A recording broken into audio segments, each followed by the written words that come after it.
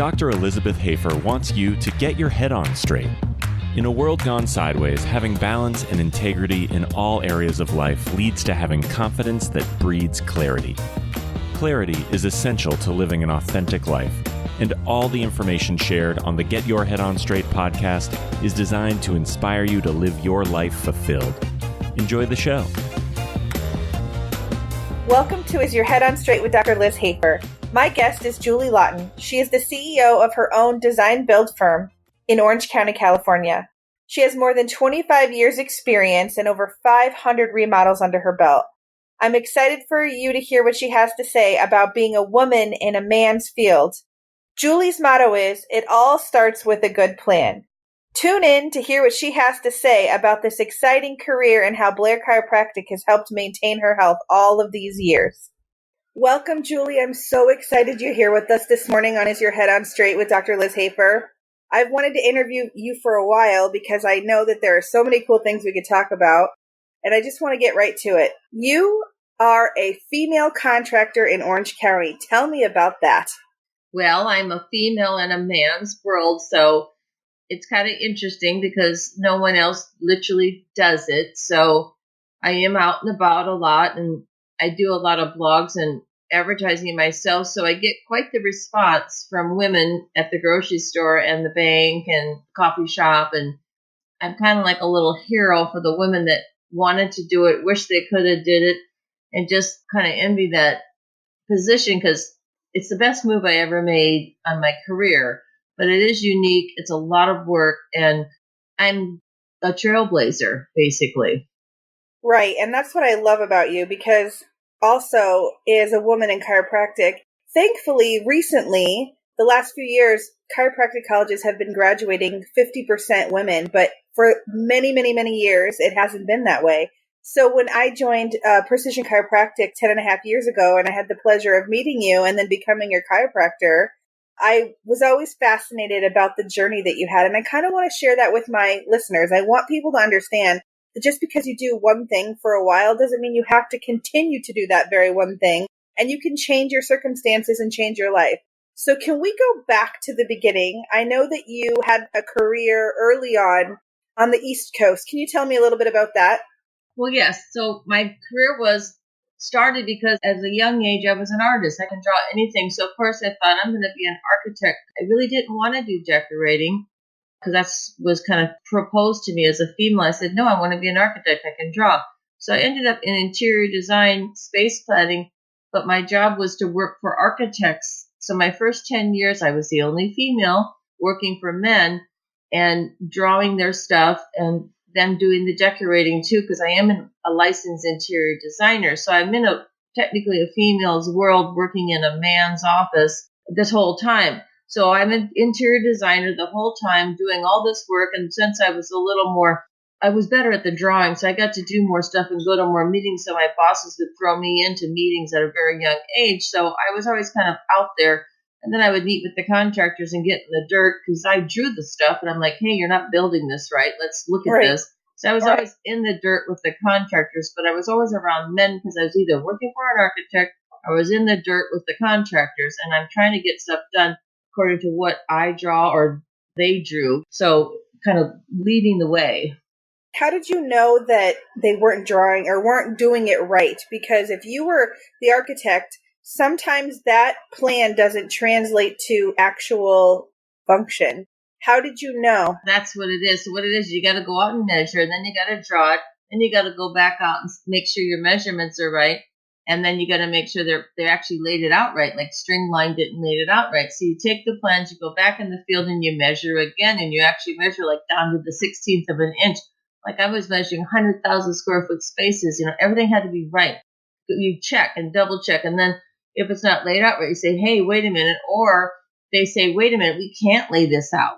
We don't know how your measurements are going to get the end result. So then you have to talk to them about, well, let's do this, let's do that. So that constant back and forth to actually build what's needed in an existing space and or a new space is still my job today. Wow. It's constantly, and what's funny is I still do the same thing I always did from day one, but as a designer in California when I moved here, it's funny. It took me a while to take the leap to being a contractor because it was scary. So I went a good 10 years doing contracting before I became licensed. I mean, I worked owner builder. Wow. So your early career in New York, that's where you were, correct? Yep, 10 years.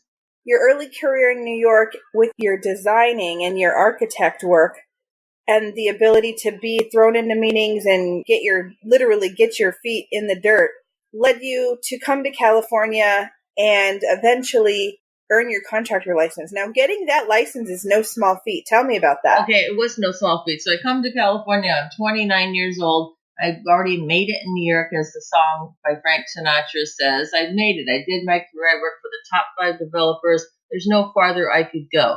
So it was time to start my own career.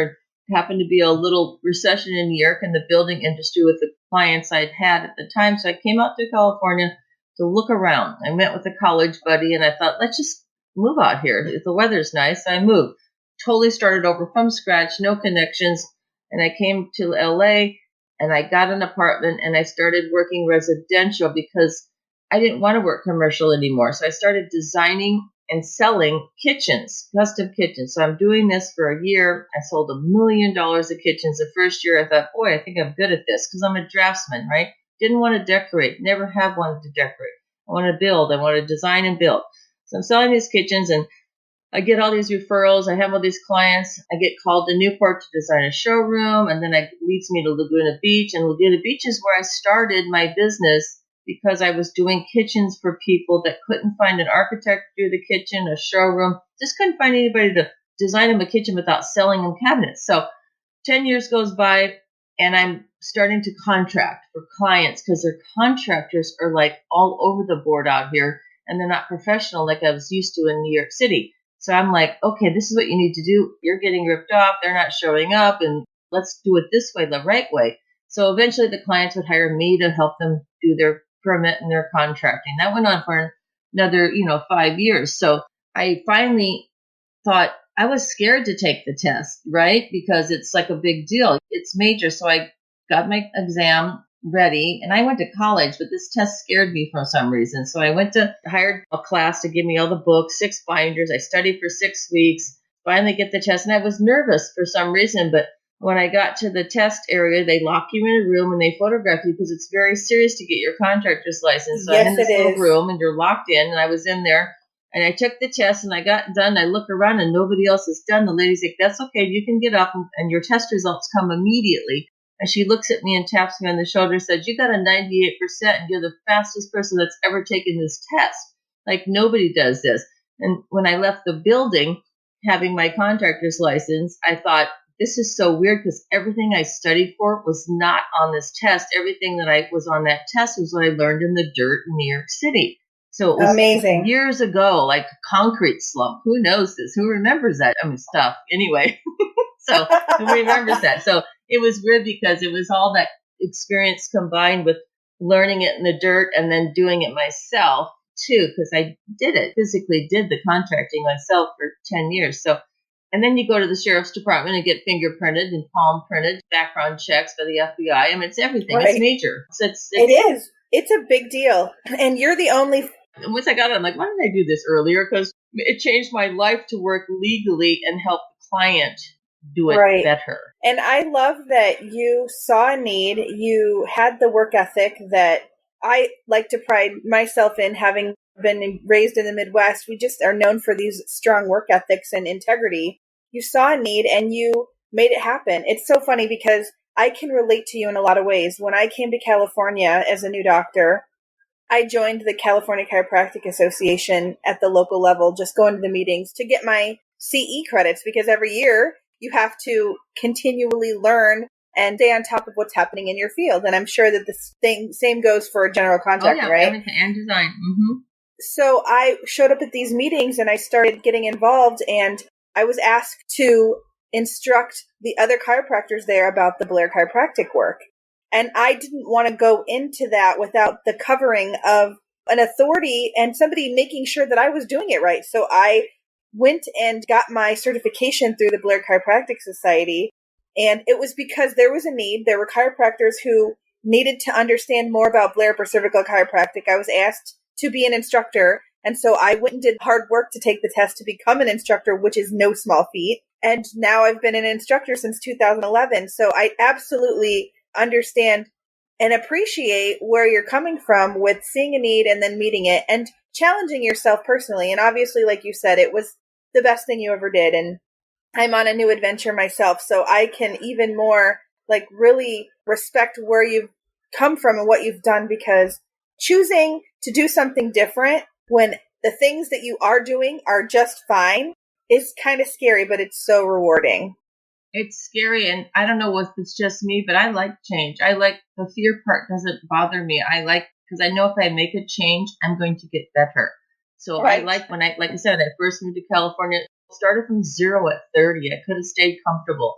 I started over, and then I got my contractor's license, and it all revolves around me getting a person in general. You're just improving yourself, but it's also that I'm helping someone else. I'm giving back. The whole thing about success is gratitude, success is giving. That actually is true. It's strange but true, because you're giving more than you're getting. It's funny. Yeah, and I think that that's how you were able to, in the last 25 years, create this incredible name for yourself. And I'm sure that it hasn't been without challenge. So the reason I met you is because I became a chiropractor, a precision chiropractic, and you were already a patient, and I had the opportunity to take over care for you. Tell me about how the Blair Chiropractic has kept you going. Well, I believe in health in the purest form. I don't believe in taking a drug or masking or doing anything else, because I believe in your health. It starts with your inner self. And I had a little incident in college where I had whiplash a couple times with people driving their cars wrong and running into me and whatnot. So I'd always dealt with it with the traditional chiropractor who would get you in there and just wring you out like a wash rag, and it never fixed the problem. It would cause more pain and all that. So being that I'm sort of a naturopath and couldn't figure out, like, why am I always getting cracked, but I'm always ending up in the same situation, and then my arms are going numb. So anyway, I figured out Blair technique by being referred to your office was the technique that would work. So starting that technique and putting my bones back in place instead of just cracking me, as they say, that was magical. And then I learned how to exercise to support being aligned, because when you're out of line so much, you develop bad habits. So combining that with basically yoga and strength training keeps me going. And it takes a lot to get me out, but we have stress. That's life. And that's what puts me out usually, is stress, just so you know, or lifting something wrong. Yeah, but it's magical. So because I don't know how anybody else survives, because once your spine's out, you just the Blair technique is actually the only answer. Well, I happen to agree with you. More and more people are coming to that conclusion, which I'm so thankful for. What I do love about when I get to check you is you come in wearing your signature orange cowboy boots. It's always my uniform. I do tend to wear comfortable clothing. I don't wear heels anymore. Ha ha, no more 80s. But I do try to dress comfortable, and I have a uniform for my look, because that's also part of the signature and branding and helps people. But dressing comfortable too is the deal, because I am on the go from 4 a.m. till 6 p.m. and I have to be in line. I can't have any additional stress from being fatigued or out of place, because that causes so much extra energy. Wasted. Right. If you're not completely physically fit, you got to be balanced. I do the yoga thing and clear and cleanse and all that stuff. It's constant. Right. I totally get it. Talk to me about some of the challenges you've faced as a woman in a man's world. Well, the biggest challenge is that whenever I call to ask a question at the city, or whenever I call somewhere to ask a question, they always think I'm the homeowner. They never assume you're the contractor when there's a female present, or if I walk in and I am submitting my plans. I always get that, hey, I go, no. So that no one expects that you contractor. That's the only challenge. They just assume if you're female, you're not the contractor, or you're the decorator. So there's an assumption. So even if you're talking to them, they assume you're not as knowledgeable as they are. But I've gotten past that after years of experience. So when I show up to a job, my reputation precedes me. So that's helpful. But in the early days, I'm kind of chatty and nice and people don't think you actually know what you're talking about or have that experience. Because when I got to California, I already had massive experience when I entered the residential arena, and then getting residential experience didn't take much time. But in the beginning, it was funny because people give you a look and they challenge you. The guys will challenge you and try to see if you'll keep up with the lingo. And now I get what that lingo is. And of course, it's been many years, but it's funny. You get challenged in the beginning, and then we'll say, "No, you're talking what you're talking about." It's the man's world is pretty. It's a fair playing world when you're in it. So that's the good news. Exactly. So once you're able to prove to those folks that you do have the ability, the skill set, the training, then they just have to stop talking. Yeah, exactly. And then they don't. So now, like I said, I'm a little older and they get it, but I still get the looks and the questions. I still call places asking. I had to call a couple of new subs and call their secretaries, and they always think, "Are you the homeowner?" I'm like, "No," because I still get that. That's what kills me, because you're a woman's voice. They never guess. Right. So it's funny.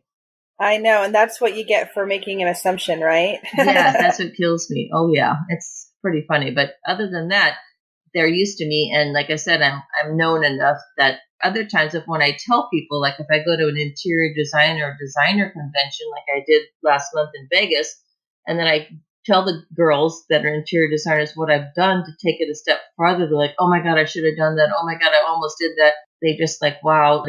A lot of them want to, some don't want to, but some know that that it's scary and they just don't want to do it. They're terrified of it. I don't know why, but they look at me like, "Oh my God," because I've done it. And most of them are terrified of it. But they know they need to do it. Some of them are doing it illegally, if you will. And because they've already crossed over, because there is a crossover in our business between architect, interior designer, and contractor, big time. So there's an opportunity for everybody to do what I did, is my point. Right. Now, do you look at yourself kind of as a champion of women and encourage them? Because obviously you knew that you had to do that, and you see these women at these conventions and you know that they also need to do it. Have you had the opportunity to sort of mentor women and get them to make this step? Opportunity was American Society of Women in Architecture plus Design, AWA plus D. I did a seminar, a talk with them about 6 months ago. And like I said, I've done my blogs and my newsletter, but I did my first talk and a lot of women showed up just to pick my brain and ask my permission, like, would it be okay? And how do we do this? How do we start? I mean, they're right on the verge of it because they're all doing it. They were just like me. They're designing kitchens. They're doing interior design and running the job. I mean, they're literally running the job because the contractors that are supplied by the homeowner are useless or not leaders themselves or legal. So they're all on the verge of it and doing exactly what I was doing 20 some years ago, but they're still terrified. But I have been coaching and I want to do more of that because I've even spoken at colleges. I spoke at a local university a couple of years ago to graduates of the Interior Design Institute. And there's like one man in there, but the rest were women. And I encouraged them and told my story, and they a lot of them that made sense. And when I explained to them the dollar increase in their salaries and their potential of their future career monetarily, then their ears really perk up. But they don't understand that yet unless they're doing it. But once they do it, then they'll realize, oh my God, yes. So it's a game changer, but they're still fearful. But I think it'll take possibly another, because it's only me out there preaching it, right? Right. Well, you know what? It just takes the one. And then eventually you're going to have people that step on behind you. And pretty soon you're going to have a whole network of women. And I love it. I love that you're a trailblazer. I love that you're pioneering this because you're encouraging entrepreneurship and financial freedom. Is this what led you to write your book? My book is really about, not as much about women and what you just said, that my finance freedom and trailblazing, but it is automatically that because I am a female contractor. But my reason I wrote my book is to help homeowners, which is the reason I became a contractor, is to help homeowners stay out of the pitfalls of what could happen if you don't do it right, you don't hire the right people, and you don't get your job organized by hiring the right players and stay out of trouble. Because 50% of the remodels, I think even more, end up in a nightmare because you've hired the wrong person, or you're going to try to do it yourself, or you believe the wrong person's going to really help you, because there are so many nightmare stories. So I wrote the book for my clients in general to survive a remodel successfully And then me being the female contractor writing it is an automatic bam for women. So that'll come into play as soon as the book is out. And when is your book coming out? I would say within a year, because we're waiting for the winter publishing season to pick up. Okay. Well, that's something to look forward to. I can't wait. I definitely want an autographed copy. Oh, yeah. That'll be a no-brainer there. That's awesome. Everyone. Oh my gosh, that's so fantastic. So I'm just so thankful that I know you, and I'm so thankful that it happened that you needed to have good chiropractic and the Blair technique, and that I get to be a provider of that for you, because it's so neat to be able to be a doctor and get to live through all the different experiences that my patients have. So I feel like a piece of me goes with you, because when your head is on straight, and when you're feeling great, and when you're able to go in and execute the design and everything, it's rewarding for me, because I know that I played a role in helping keep that going.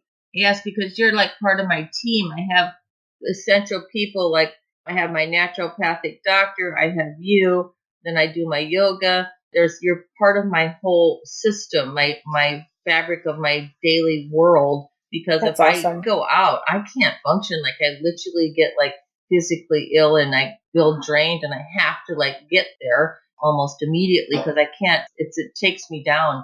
So I can't, you're part of the whole fabric of my being, of in shape and in tuned and, tuned up, as they say, like a fine tuned engine. So I can't and survive without it, period. And it's cool for me that my doctor is a female, because my naturopath is a female as well. And she took over. She started her practice after being under a man for many years as well, because, doctors. So not that I do this on purpose. I go with other leading females in my world as well. It's automatic. I don't. It's so funny. It's like you kind of attract that into your life, and it just ends up being the way that it is. Oh, yeah, because we are superior in many ways. I love it. So another thing that I think you can appreciate about the Blair chiropractic work is the fact that it's so specific. And obviously you were telling me earlier that you had to measure these 100,000 square feet remodels down to the 16th of an inch. That's kind of what we're doing with our Blair correction. We're engineering it to the very specific anatomy of you. And so it's a fingerprint. And every time you do a design, you're creating a fingerprint.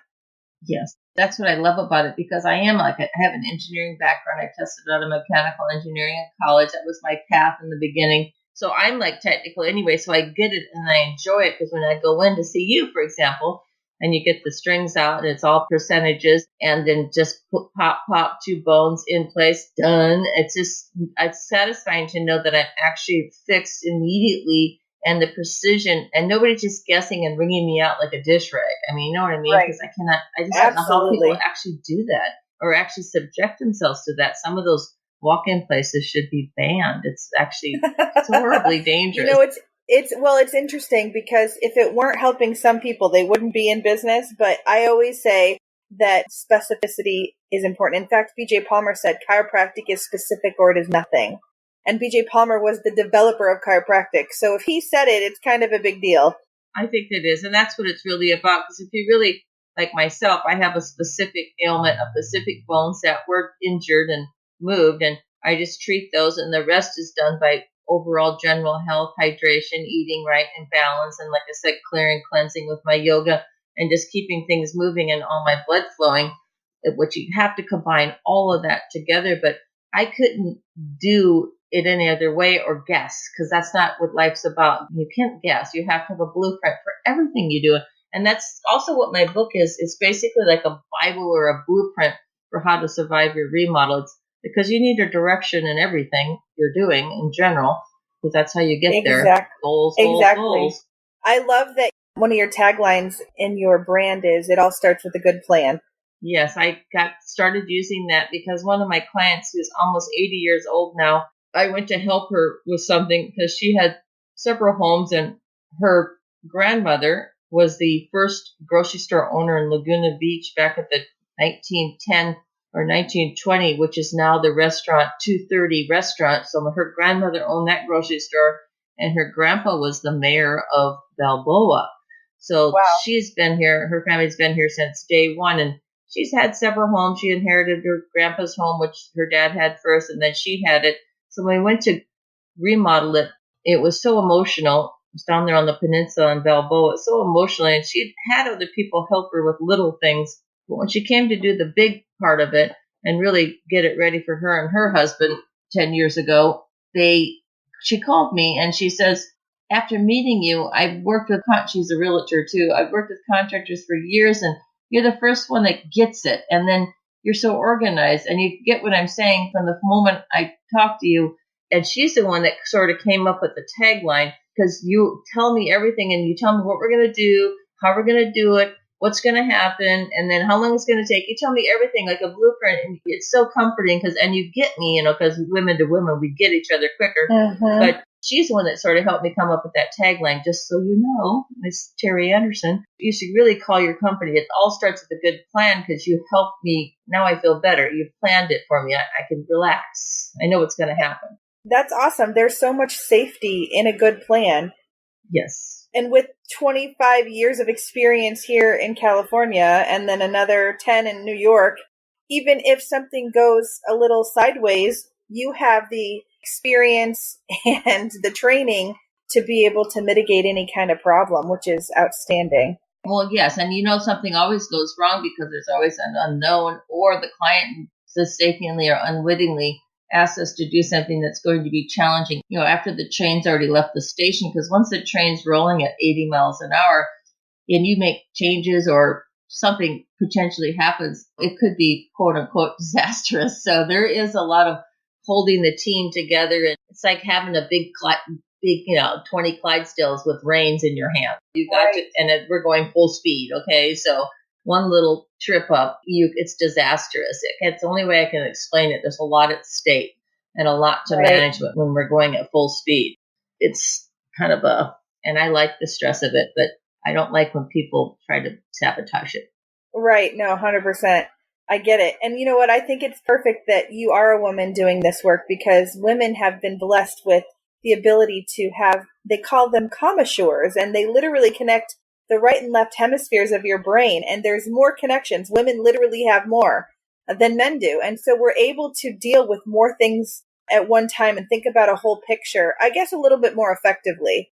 I guess I hate to, I'm not bragging or dogging men in any way, because their assets are just as valuable, but we do multitask better, and it's a proven fact. Our brains are different, and we talk different, we communicate different, and that's proven. So it's not like we're superior at all, but we are superior in certain departments, and communication is one of them, because we go at lightning speed and they don't. Right. And there's absolutely nothing wrong with capitalizing on the strengths. Absolutely. Yes, because we all have them. And I like using everybody's assets to their fullest. That's great. Well, you know what? I've been just so blessed by this conversation, and I know that my listeners will be very excited to look you up. I'm going to include your website. Can you tell me what that is so people can check you out? It's very simple. It's my name, www.julielaughton.com. And my last name is spelled like laugh, ha, ha, and then T-O-N. So Laughton. So it's easy. That is easy. Well, it's been a delightful conversation, and I'm so thankful that I get to be your chiropractor and keep your head on straight. And I'm so thankful that you are out there pioneering things for the world to enjoy. Yes, and the door is wide open. There's so much opportunity for women in what I'm doing. It's very exciting to see, because some women don't even realize it, but I am trailblazing and getting the word out. So it's fun to watch and open the door for lots of more career opportunities for women. That is so outstanding. Thank you so much. I can't wait to have you back on the show. When your book comes out, we're going to have a whole conversation around that, okay? You are very welcome, and I can't wait either, and I look forward to speaking with you soon. Awesome, Julie. Thanks so much. Thanks, Dr. Hafer. Thank you for listening to Get Your Head On Straight with Dr. Elizabeth Hafer. Visit wellconnectedchiro.com for more details from the show blog post and to learn what Blair Upper Cervical Chiropractic can do for you. To learn more about Dr. Hafer and her practice, you can find her at Well Connected Chiropractic in Mission Viejo, California by visiting wellconnectedchiro.com for more information.